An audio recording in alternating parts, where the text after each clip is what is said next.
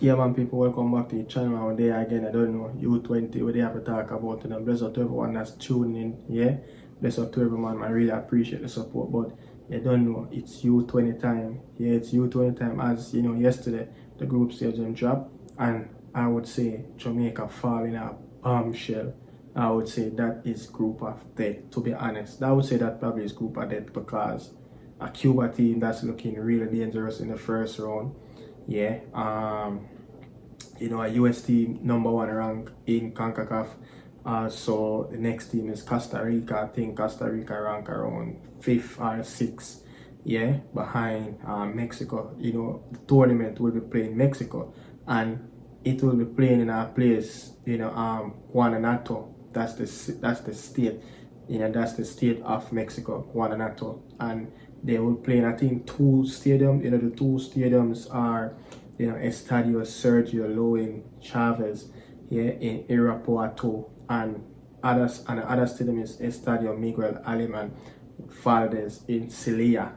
So, and guess what? Guanajuato is almost 7,000 above sea level. It won't be easy. It won't be easy, man. So so preparation and everything, going to be key. The tournament will run from the 19th to August the 4th. That's like a few days after the end of Copa America, the final play. Yeah, and we'll be taking part in the Copa America this summer. So it will be a really busy summer, for a Reggae Boy fan, people who's doing content, people who is looking out for Reggae Boys, games. So yeah, the young Reggae Boys will go up in group of death against Costa Rica, Cuba. Yeah, big soon. And also keep missing out the US number one ranked team. But when you really look at it,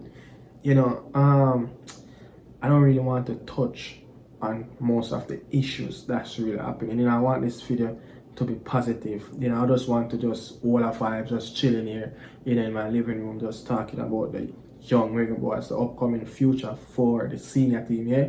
And John Wall, was the coach in that first round, and we finish ahead of everyone. We tap the zone and qualify for the final round in Mexico. But then as soon as like a coach came in, and he just started to do his thing, and he's making the best preparation he can do on his hand, we just get rid of that coach. And not saying the man who is at the helm right now, Jerome Wade, is a bad coach. No, Jerome Wade is one of the best local coach that in Jamaica at this moment. Yeah, a man that's a vast experience in schoolboy football, in coaching Jamaican Premier League team like Arnett Garden.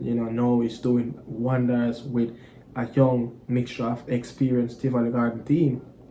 And then fire John Wall and talk about schedules and all of that. But Jerome Wade is coaching a Premier League team locally in Jamaica, so who's going to be busy more than Jerome Wade? But as I said, there's a lot of few issues in preparation. The players are going to have to learn and next something new again. Yeah, remember Jerome Wade was a part of the under 20 when he was a coach, when we almost got through over Mexico, when we drew with them 2-2 in Florida. I think that was in 2018. Yeah, when Tyreek Maggie scored a wonderful goal on the Mexico national team. Can't forget that day. But the man came back in. I mean, we have a pretty decent run. I would say last cycle in the U20, we went all the way to the quarterfinals and got beaten by Dominican Republic. That was a tough one, because we just one game away. I think the last time the Reggae Boys have made to a U20 World Cup, I think it was in Argentina.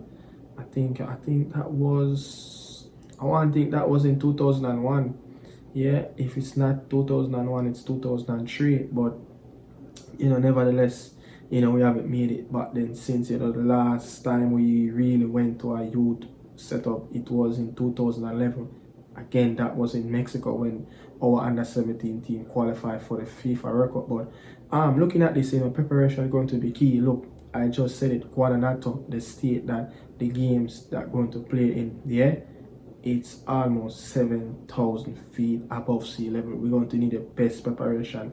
We most of these, youngsters, their club league will end in May. Let them get probably around a 2 week vacation, go and relax their mind, free their mind, let out all the stress, from the club league that they're going to play on. Let them come back and start to prepare them, probably would say the start of June, because the season, actually start in July the 19th. So, actually get them started to prepare, probably around the first week, in June, and get them in around that Reggae boy team. They will be preparing for the Gold Cup, and also, by then I think they should be preparing for the FIFA World Cup qualifier. Yeah, we playing our first round, but as I said, preparation will be really key at home. But then again, how the JFF, how the Football Federation in Jamaica is very lackluster in terms of preparation when it comes on to the young reggae boys and the young reggae girls.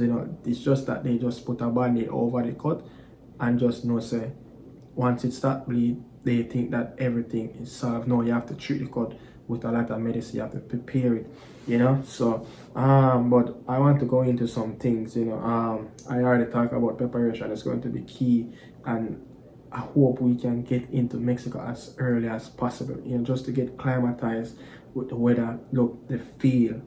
But I look on both fields, that the games are going to play on. Massive feel. Massive. Remember, Mexico haven't made it to the last World Cup, so they're going to come all out. US, Guatemala, Dominican Republic, and the US have made it to the last World Cup, the last under-20 World Cup in Concacaf region. So sorry, but Mexico will come all out. But when I look at it though, how this format going to set up, the format, much as we in the zone with US, Costa Rica, and Cuba, the top two teams will automatically, the top two teams will qualify for the next round, and then you will have the two best third place team that will advance. So after this, it will be a quarterfinal. I think I think it's kind of changed. I think a few cycles ago. It was different when Jerome was the coach for the Reggae Boy team, when the team was actually playing to qualify the championship in Florida. It was a totally different thing. A lot of the Caribbean countries merged with the Central American team. But top two teams will qualify, and the two best third place. And we supposed to can get through this zone. Why we can't get through this zone? I don't see why we can't get through it. But probably you would say the US. You probably say the US is the only team that probably will give us a lot of trouble. But again, our record against Central America teams is just not good, man. And I think the last time we really played Costa Rica in a under-20 World Cup qualifier, I think we drew with them. But I have that in my phone. I'm going to get into that. But as I said, top two teams from each group, and the two best third place will qualify. 4 teams qualify. So after this is a quarterfinal round, and then anyone in the quarterfinal will advance to the FIFA World Cup. And we want to get there, man. We want to get there. We're coming out of a zone with Martinique. We beat them 1-0. Grenada, we beat them 2-0. And Bermuda. So those teams, we get past them. The Caribbean teams. No, it's the big dogs. It's the big dogs time. And look, this is how it will set up if we qualify out of the zone. This is how it will set up. So let me tell you right now. So looking at it now, if we finish first in Group A, we're going to play Group C or Group B, third place, and that group is over there. It's the big zone. It's the big zone. And also, if we finish second, we will play Group C winner, and that will be either Mexico, Panama, Haiti, or Guatemala. And if we finish third in our zone, we will play Group B winners. That will be Honduras. Honduras is a team that they rank second in the region in the under 20 level. Yeah, and we play Canada, either Canada, Dominican Republic, or El Salvador. So it's not going to get easy. So when you look at it, you don't really want to finish. Probably you don't really want to probably finish.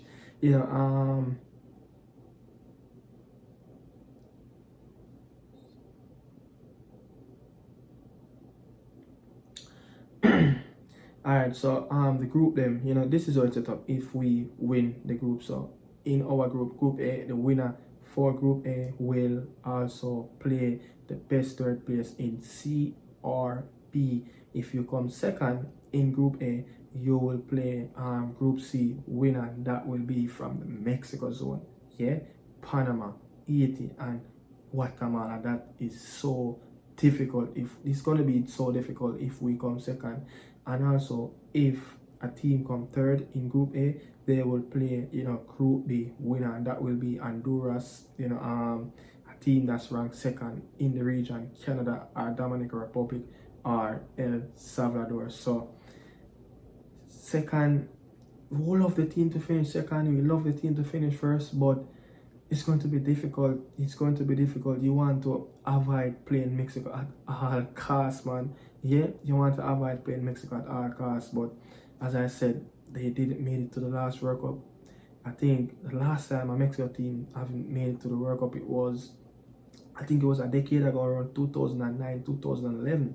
Yeah, Mexico U20 team failed to make it to the FIFA World Cup. But looking at it at the history of Jamaica team when it comes on to Central American teams, it's a unbelievable record that we really have. Like when you look on teams in 2000, I go back to all the way to 2009.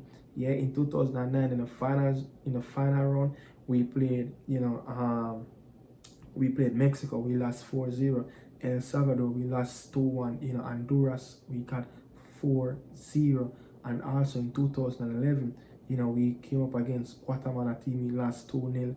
Honduras, we lost 2-1. In 2013, against Panama, we lost 4-0. And also against Mexico, 4-0 in 2013 in that quarterfinal decisive game that if we win, would have make it to the FIFA World Cup. In 2015, we lost 1-0 against Guatemala, 2-0 against Panama, and 2-0 against the US. And in 2018, we beat Guatemala 3-0 and we drew against Mexico in that 2018 game. That was the last game that Jerome Wade have coached the U20 team.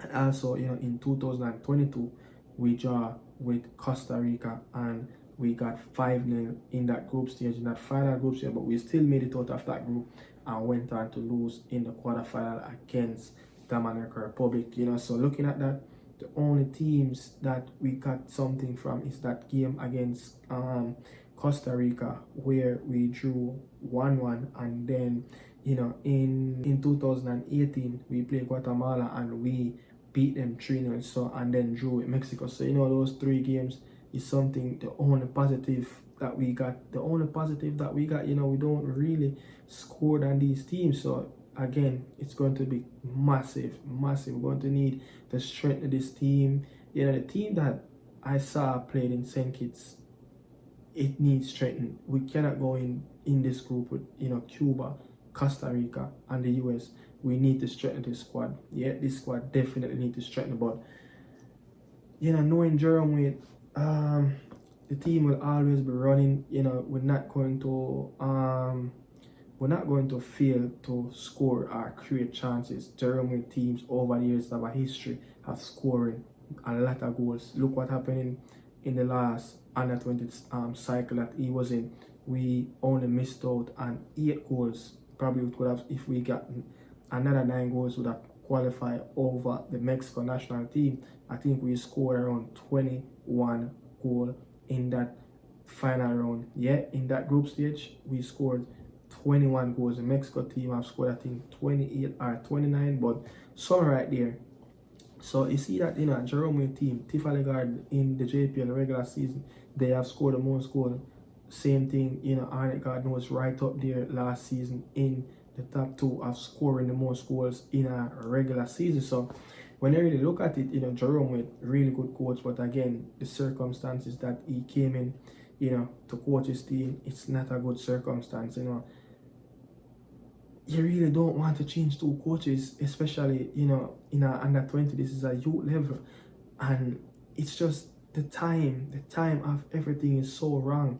You changing a coach that he won his group, he qualified the team for the next round to play in Mexico, and then you chop and change and bring in a next manager. Then the next manager are going to have a set of youths that him used to, is favorable. And again, man, it's all petty. It's really petty, to be honest. And the federation is dealing with it matter when it comes on to this under 20 team. I don't think it have done any judgment. It have done any good, especially for the fans that's looking on the outside and seeing, what is really going on. But I'm just keeping my finger crossed, man. I'm just keeping my finger crossed. Hope we can get this done. Yeah, hope this team can qualify for the World Cup that's coming up. And it will be massive if Jamaica could pull this one off. But let's see what's really going to happen, coming in, especially the build-up, because the boys will be in two competition. The senior team, will be in two competition, the World Cup and the Copa America this summer. So let's see what the preparation really going to be, because they really focusing on getting the senior team back to the World Cup. But the young boys, they are the future. We have to give them all the preparation. We're going to have to give them all the nutrition. They're going to need it, so let's see what's really going to happen. And hope, I said, keep my finger crossed. The federation can do everything in their power to get this team equipped, to get this team well organized, so the team can have its best chance to qualify for another U20 World Cup. Big up Jeremy, man himself. You don't know, he is my coach, the best local coach in Jamaica at the moment. Bless up, salute.